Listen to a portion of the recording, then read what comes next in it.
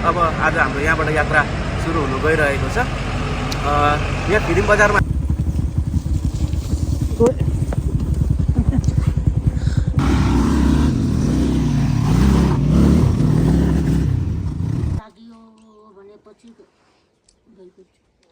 त्यति बेला चाहिँ अदुवा खानु होइन। हामीले चाहिँ भर्खर यहाँ हिउँ पनि भेटेको छौँ बाटोमा। गाडीले राम्रो मानिरहेको छैन।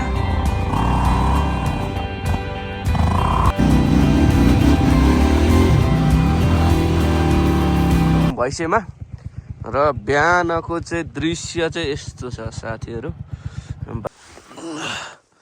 पुरै आइस छ यहाँनिर। जति पनि छ सबै हिमालयन रेन्जहरू देख्न सकिन्छ र यहाँनिर जमेको पोखरी।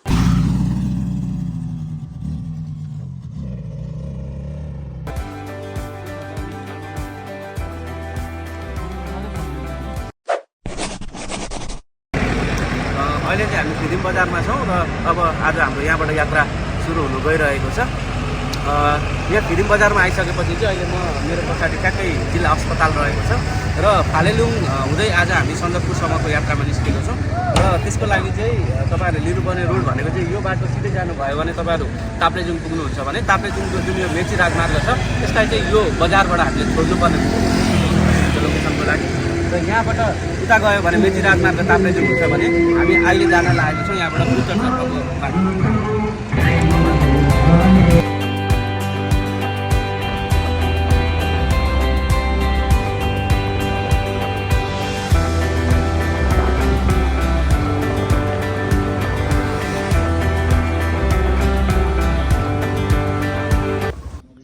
फिरिम बजारबाट चाहिँ तपाईँले 4 राते भन्नुभयो भने चाहिँ त्यहाँनिर चाहिँ कसैलाई पनि त्यति धेरै आइडिया नभएको हामीले बुझ्यौँ। त्यो हुँदाखेरि तपाईँले त्यहाँनिर विधिन या भैँसे जाने बाटो भनेर सोध्नुभयो भने चाहिँ त्यहाँनिर बाटो देखिने रहेछ र करिब 20 किलोमिटर जति चाहिँ पिच बाटो छ भन्ने हामीले अनुमान लगाएको छौँ। लेट्स सी कस्तो छ बाटो।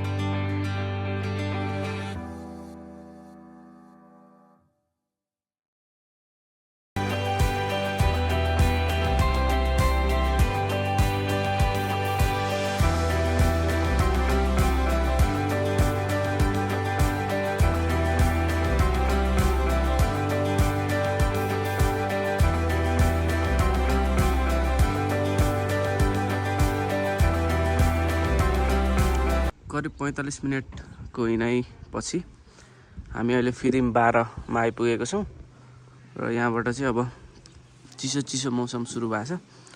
यो एउटा सानो बजार, पहाडी बजार भन्न सकिन्छ यसलाई। र अब यहाँबाट हामीले चाहिँ आज फालेलुङ जुन 4 रातेको हाम्रो यात्रा थियो त्यहाँनिर चाहिँ हामीले होटल पाइनौँ। एउटा मात्रै होटल रहेछ र त्यसमा चाहिँ तपाईँको हप्ता दिनदेखि नै रुमहरू बुक भइसकेको हुने रहेछ। र आज हामी भैँसे भन्ने ठाउँमा गएर बस्नेछौँ जहाँ चाहिँ यहाँबाट हामीलाई लगभग 15 किलोमिटर जति टाढा रहेको छ। भोलि भैँसेबाट उठेर अनि हामी 4 राते सन्दकपुर हुँदै इलाम निस्किनेछौँ। तपाईँहरू पनि कोही 4 राते आउने योजना बनाउँदै हुनुहुन्छ भने म यो भिडियोको तल होटलको फोन नम्बर राखिदिनेछु। कम्तीमा 5 दिन अगाडि चाहिँ तपाईँहरूले होटल बुक गर्नु होला।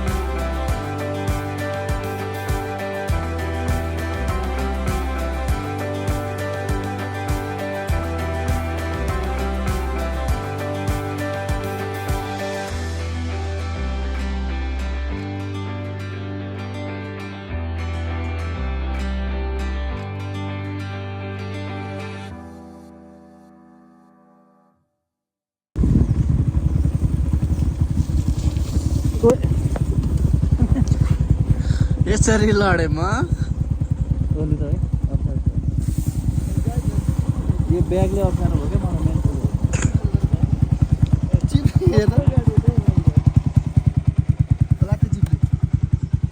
यस्तो छ बाटोको अवस्था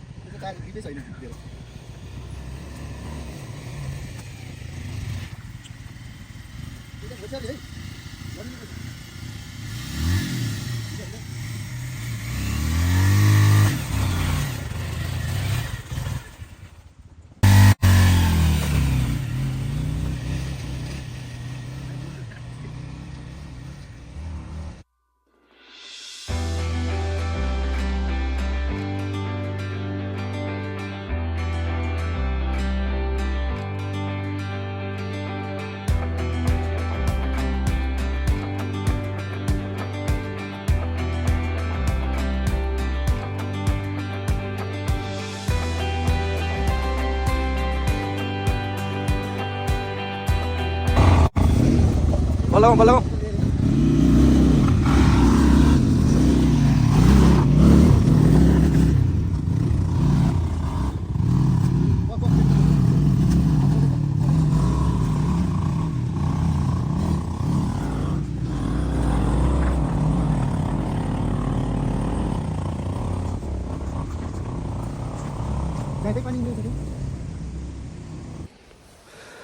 ल करिब 2 घन्टाको यात्रापछि थकित अवस्थामा हामी रोडको कन्डिसन एकदमै खराब छ र एकछिन बाइकलाई पनि रेस्ट दिएर हामी अहिले बसिरहेछौँ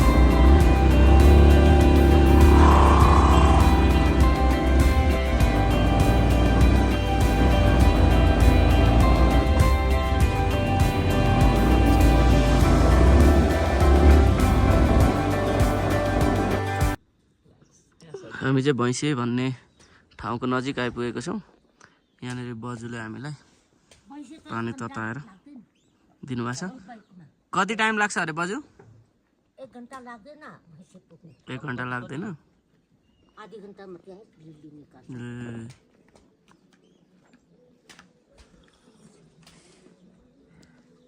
जाने हुँदो अब तेर्सो लाग्यो भनेपछि गएको त्यति बेला चाहिँ अदुवा खानु होइन आमा ल ल ल त्यही हालेर प्याक गरिराख्नु म भन्छु अनि पैसा आमाले चाहिँ हामीलाई अदुवा दिनुभएको छ लेख नलागोस् भनेर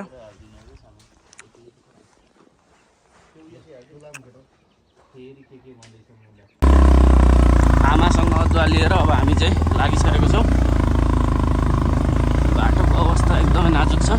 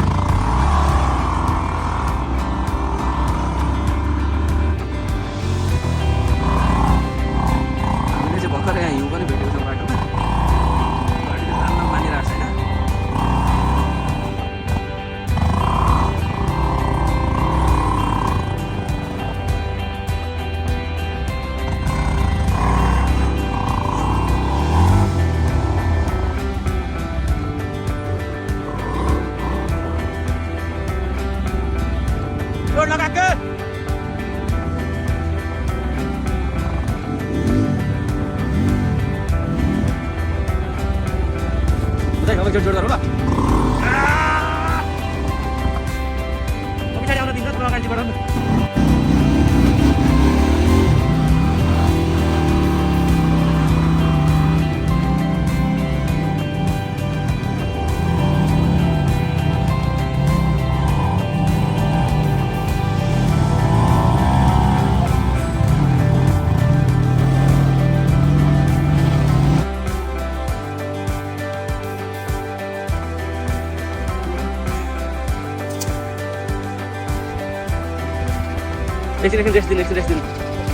एकछिन बन्द गर्नु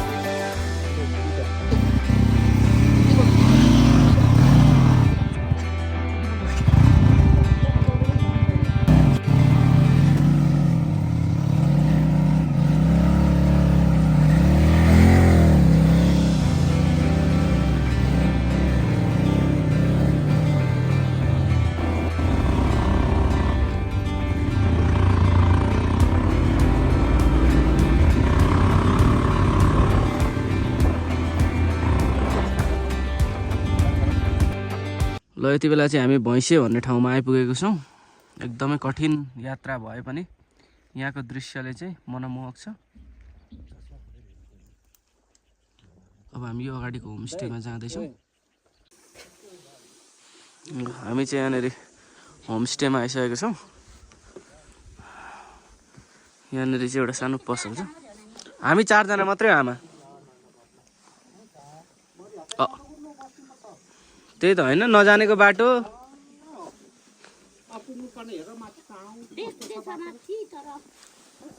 कुन उयो माथि देखेको डाँडा हो पुगिँदैन त्यही त यहाँ त पुरा आइस जमेको रहेछ बाटोहरूतिर त है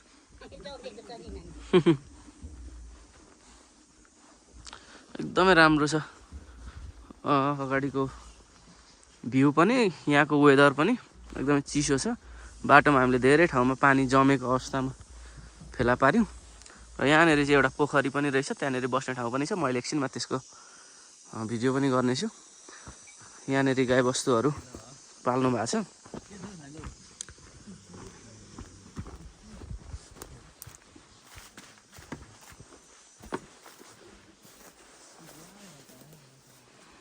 यो त गाई र याकको क्रस हो जस्तो छ त्यहाँ भेडा देख्न सकिन्छ च्याङ्ग्रा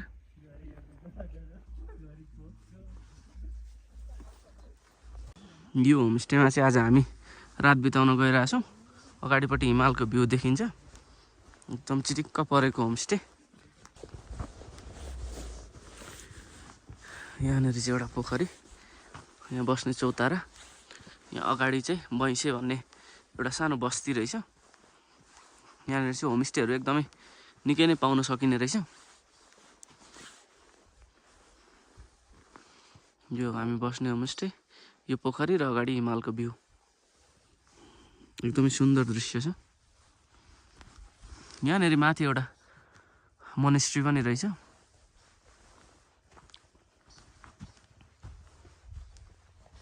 गुड मर्निङ यति राम्रो भ्यूबाट अहिले हामी छौँ भैँसेमा र बिहानको चाहिँ दृश्य चाहिँ यस्तो छ साथीहरू बाइकहरू स्टार्ट गर्ने काम हुँदैछ यहाँनिर हिमालको दृश्य देख्न सकिन्छ भने वरिपरिबाट हिमालले नै घेरे जस्तो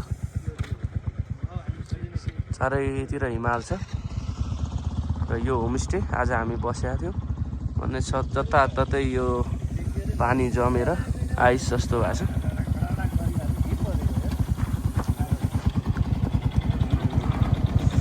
बाइकहरूको अवस्था यस्तो छ त्यहाँ जमिनमा टच भइरहेको जस्तो छ है र त्यसै गरी यहाँनिर चाहिँ रोड म्यापहरू छ यो चाहिँ हरेक होमस्टेहरूतिर देखियो र यो यसले नै हामीलाई पनि आउन एकदमै धेरै मद्दत गर्यो यहाँनिर हामी देख्न सक्छौँ चारालीबाट लोकेसन सुरु भएर फिदिम बजार हुँदै फिदिम बजारबाट आकाश चाहिँ 20 किलोमिटर त्यहाँबाट बिदिनबाट भैँसे हुँदै आज यहाँनिर छौँ हामी भैँसेमा छौँ अब यहाँबाट हामी जानेछौँ यहाँ 4 राते भन्ने ठाउँमा थाकुम भ्याली भन्दो रहेछ यसलाई 4 राते र 4 राते हुँदै हुँदै हामी यहाँनिर सन्दकपुर पुग्नेछौँ र सन्दकपुरबाट चाहिँ हामी इलाम निस्किने गरेको हाम्रो तयारी रहेको छ। र यो म्याप म तपाईँहरूलाई फोटो पनि हालिदिनेछु भिडियोमा है त। र हाम्रो भर्खरै यात्रा सुरुवात भइसकेको छ र हामी चाहिँ अहिले यति सुन्दर ठाउँमा आइपुगेको छौँ जहाँनिरबाट चाहिँ हिमाल प्रष्टसँगले देख्न सकिन्छ भने यहाँनिर चाहिँ एकदमै धेरै लालीगुराँसका फुलहरू फुलेको अवस्थामा चाहिँ भेट्न पाइनौँ हामीले, किनभने यो सिजन होइन। तर यो फुलेको समयमा अझ मनमोहक हुन्छ भन्ने चाहिँ हामीले अनुमान गऱ्यौँ। र यहाँबाट हिमाल खुलेको हिमाल बिहानीको समय एकदमै राम्रो दृश्य देख्न सकिन्छ।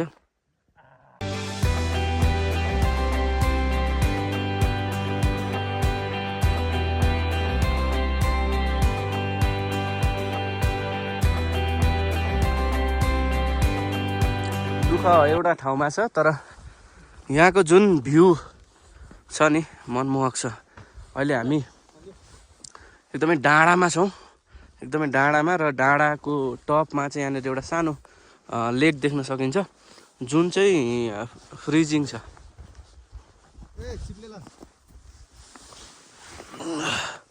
पुरै आइस छ यहाँनिर।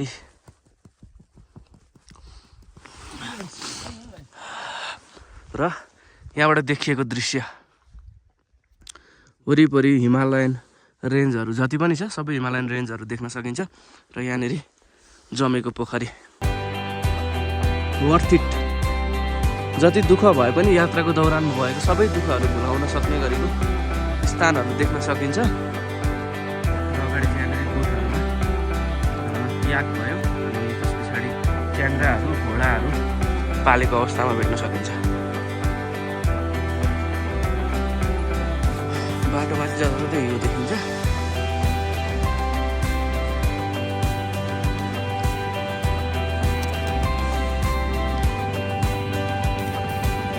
पानी चाहिँ जमेर हिउँ भएको अवस्था छ। जाउँ आउँ बिस्तारो आउँ, बिस्तारो आउँ है।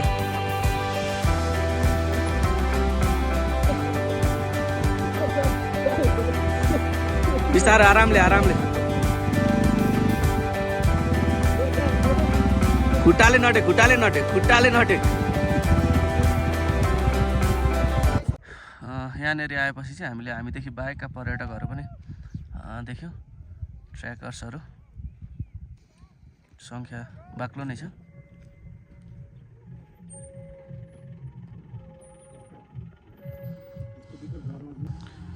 जिप पनि चलिरहेछ यो बाटोमा।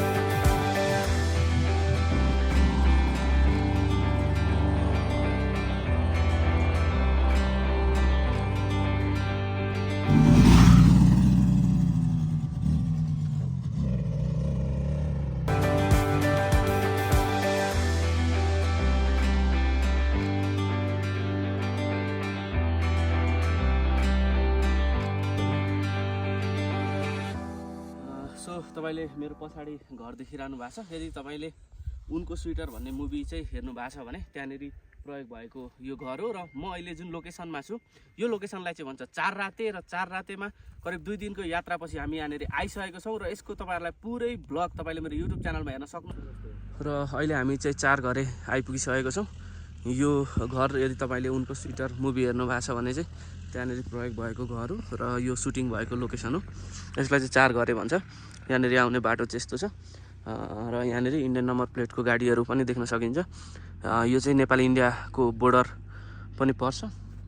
अगाडि खुलेको कञ्चनजङ्घा हिमाल देख्न सकिन्छ भने यहाँको लोकेसन चाहिँ यस्तो छ। बाइक चाहिँ हामीले हाम्रो मात्रै देख्यौँ, यहाँनिर अरू कसैको बाइकहरू चाहिँ त्यस्तो देखिनौँ। वर्थ इट छ, भ्यू चाहिँ वर्थ इट छ। र अहिले चाहिँ हामी ठ्याक्कै नेपाल इन्डियाको बोर्डरमा आइपुगेको छौँ। हाम्रो बाइक पनि यहाँसम्म आइपुगिसकेको छ।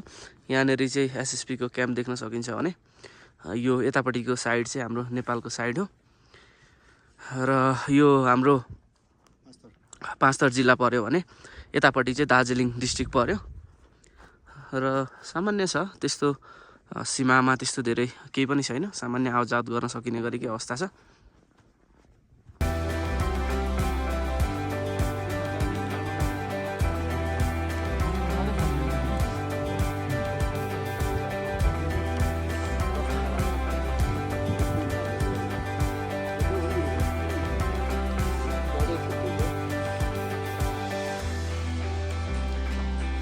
पपकर्नमा के मजा छ त्यही त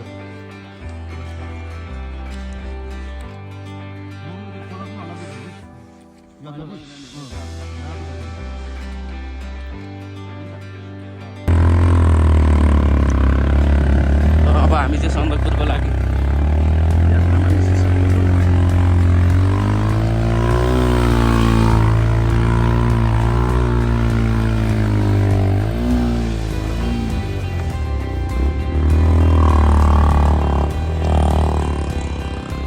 पुरै यस्तो बाटो क्रस गरेर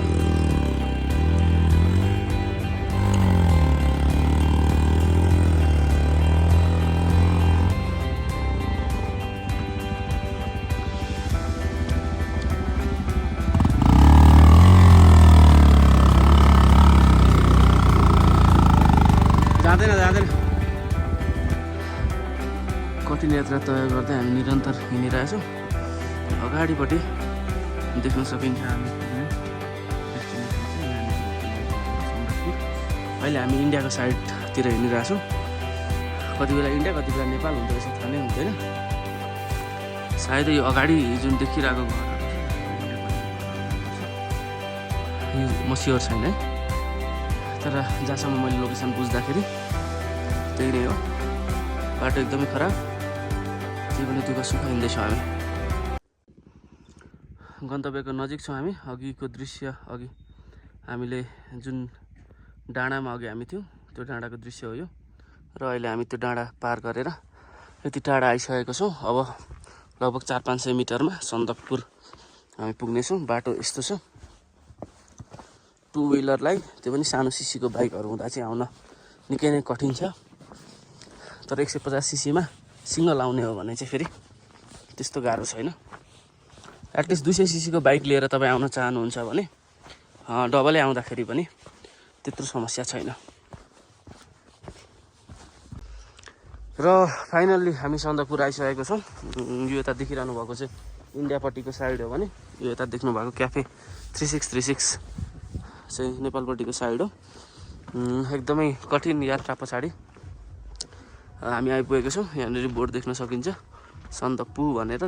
इन्डियातिर सन्दकपू भनिँदो रहेछ, नेपालमा सन्दकपुर भनिँदो रहेछ। यहाँबाट दार्जिलिङ 58 किलोमिटर देख्न सकिन्छ। यहाँनिर जिपहरू पनि लागिरहेको रहेछ। यो सशस्त्र सीमा बल को अफिस देख्न सकिन्छ भने यतापट्टि चाहिँ यो नेपालको शेर्पा सनराइज रेस्टुरेन्ट, यो नेपालपट्टिका रेस्टुरेन्टहरू हुन्। सन्दकपुर गाउँपालिका यहाँहरूलाई हार्दिक स्वागत गर्दछ भन्ने बोर्ड देख्न सकिन्छ।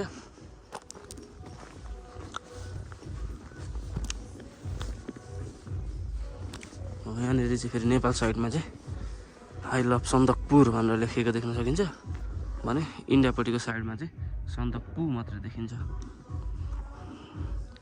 यो जङ्गे पिलर यहाँनिर छ, सीमा स्तम्भ।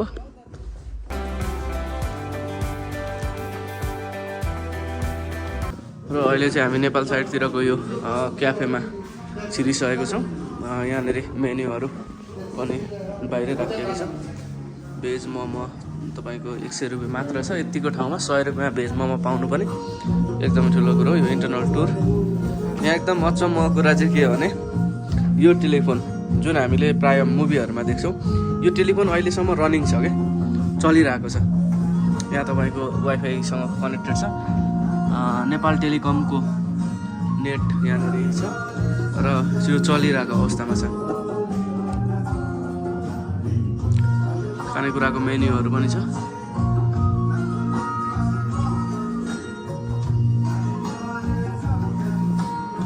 र यसको साथसाथै हाम्रो ब्लग पनि यहीँ समाप्त भएको छ। Thank you for watching my channel. र अझै अरू ब्लगको लागि च्यानललाई सब्सक्राइब गर्नुहोला र च्यानलमा बनिरहनु होला। अब यहाँबाट हामी इलाम हुँदै फेरि झापा फर्किनेछौँ। See you all.